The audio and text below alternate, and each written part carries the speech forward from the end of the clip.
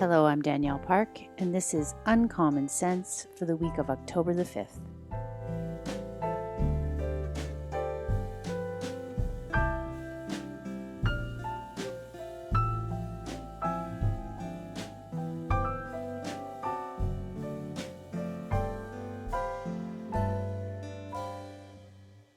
The U.S. political standoff this week is capturing lots of media attention leading up to the passing of yet another debt ceiling increase.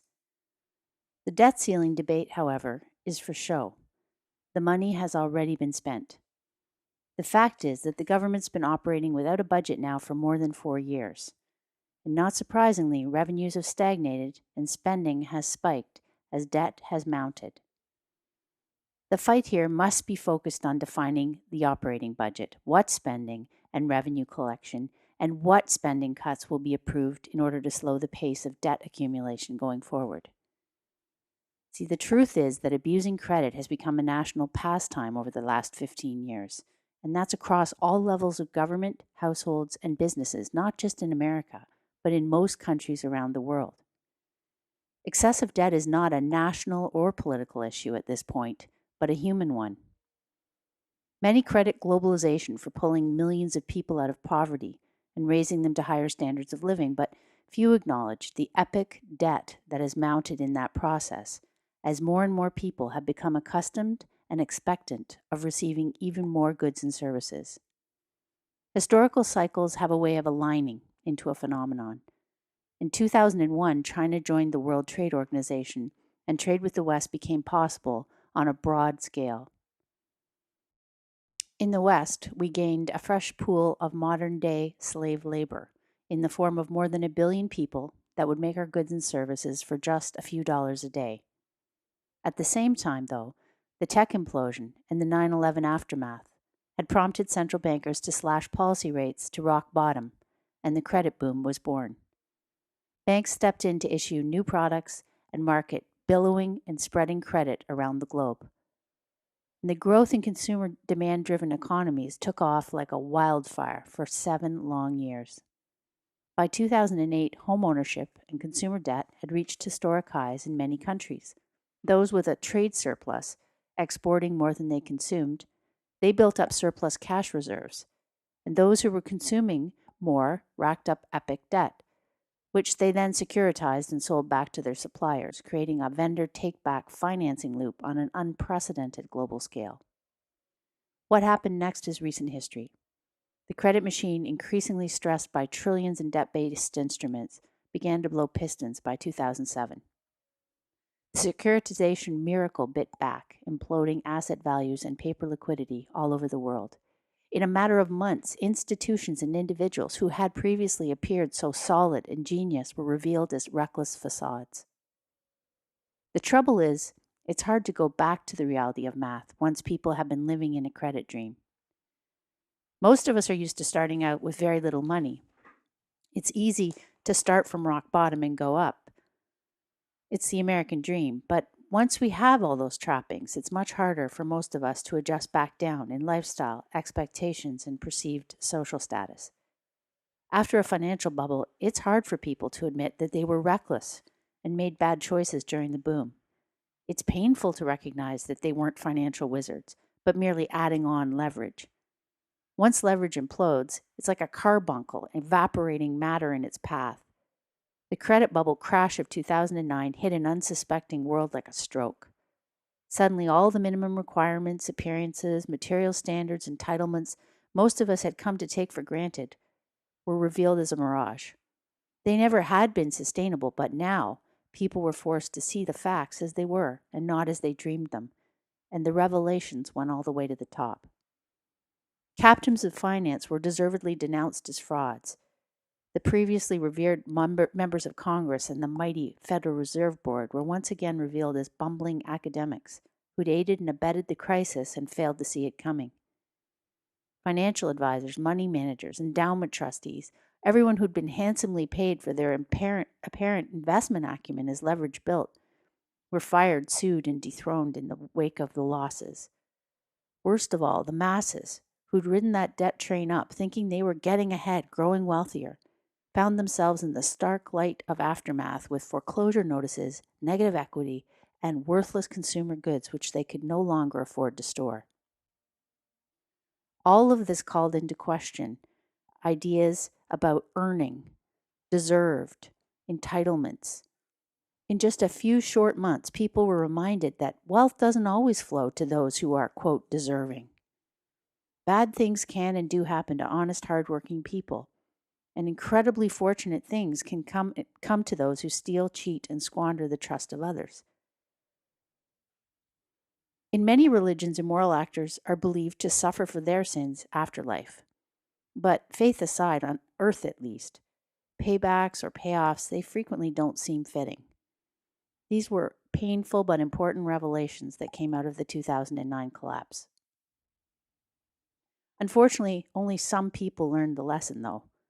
A small percentage of people were rescued from the just deserts of their reckless behavior by policymakers who chose to bail out and restore the balance sheets of a few at the expense of the many. The incomes of the top 1% of Americans, including capital gains, jumped by the Fed's QE policies more than 22% in 2012. And that compares with just a 1% income gain for the other 99%. This is the worst income divergence since 1928, just before the stock market crash of 29 served as the great equalizer, bringing the paper wealth of the 1% back down to align with the depleted spending power of the masses in the real economy. The decision to quickly reflate the 1% was a mistake for which the global economy continues to pay even to this day. What began as a cathartic infection cleansing process was arrested midstream by temporary government and central bank interventions that have now depleted the war chest of emergency funds and financial resilience available for the future. Now, while some insist that the Great Recession and financial crisis of '08 are behind us, stagnant employment, the decimated household finances of the 99%, along with obscenely valued investment markets and still surging global debt, are all screaming to assure us otherwise. Many years ago, I met a man whose only child had died of a brain tumor at the age of 10. Feeling the enormous pain of his loss and not knowing what to say, I suggested that having lived through arguably the worst possible nightmare, surely things could only get better for him. I'm not sure, he replied. I think your name just goes back in the hat. I think anything can happen at any time, no matter what you've lived through already. This idea has informed my sense of risk management ever since. Certainly, I believe that we all play a large role in our own life story, and traits of initiative, hard work, tenacity, they all play a part in outcomes. But the irony of good fortune, help, and support, whether it's via luck of birth, individual success and association, or through government support from social programs and corporate welfare, the irony is that lots of that help and support can make us dependent, less capable, less realistic, and sometimes hopelessly unaware of how privileged and yet tenuous our circumstances may be.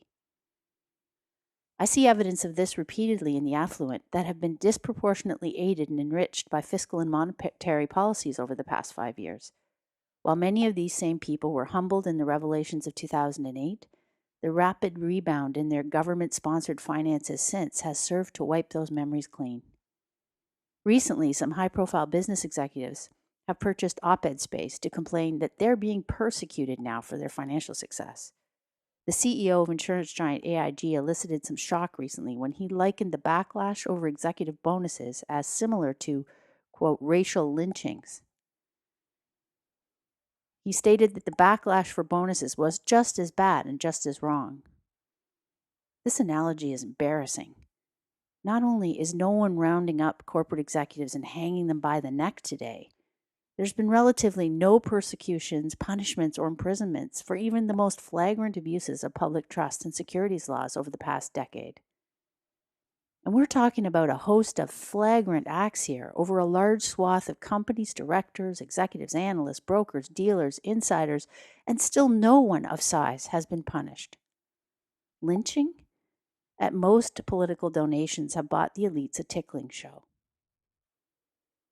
Despite the momentary revelations of the last crash, we remain in an era where executives of public companies are earning all-time high incomes at more than 350 times the average of the average employee today.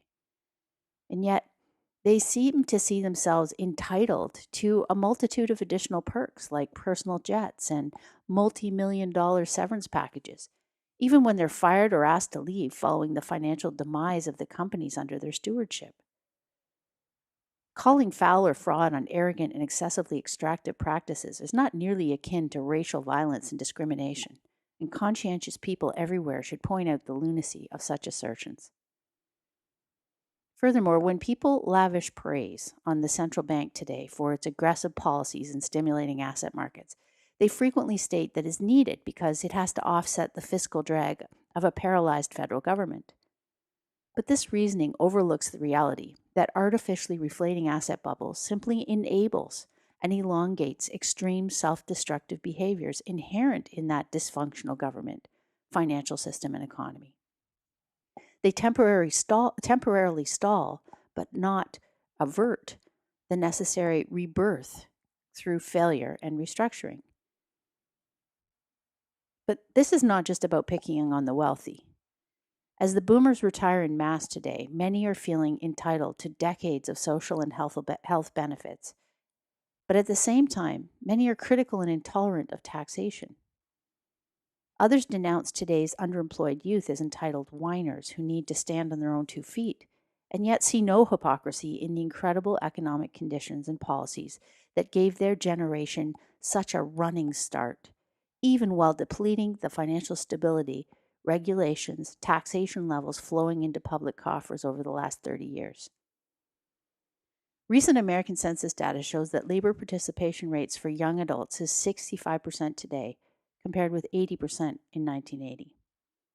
Another amazing statistic is that a teenage boy today is less likely to be working than his grandfather. Just a decade ago, teen boys were twice as likely to be working as their grandfathers. Older workers are staying in the workforce longer by necessity for their financial support because they're living longer lives. It's true, but it's also because they have less savings and more debt than previous generations. I've noted similar entitled thinking in the area of healthcare, where people with horrible habits, deficient in physical activity, and otherwise abusive of their health will complain vigorously about shortcomings of doctors, medicine, and our taxpayer-funded, quote, free medical system in Canada. Many others complain routinely about taxpayer-funded services while using them heavily and working under the table to avoid income tax. The destructive thinking of the credit bubble persists in our sense of entrenched entitlements that keep us from becoming more self-reliant and evolving our actions to better habits. Contrary to the programming of bubble television, we don't all need walk-in closets and dozens of pairs of shoes to make us happy. No government or central bank can actually control the stock market or the global economy. There are trillions of entitlement promises made that simply cannot be paid, and none of us should expect to get away without having to adjust our own expectations of what's sustainable going forward. We all have to do more and take less. In a global village connected by constant shipping lines filled with billions of people who are still willing to work for the equivalent of daily bread, how can any of us in the West talk confidently about our material entitlements and our minimum standards? This is a question that I think every one of us, young, old, rich, middle class, and poor, should be asking ourselves. The promise of a sustainable future lives not in extreme positions and unreasonable individual privilege and demands, but in all of us resolving to admit, repent, and reform our behavior and thinking going forward. This is Danielle Park signing off and wishing you the very best of health and wealth. The clips in this series are meant for general discussion and information purposes only. The producer does not receive compensation for selling or recommending any investment products of any kind, and the comments offered should never be construed as investment advice, individual recommendations, or solicitation to buy anything at any time.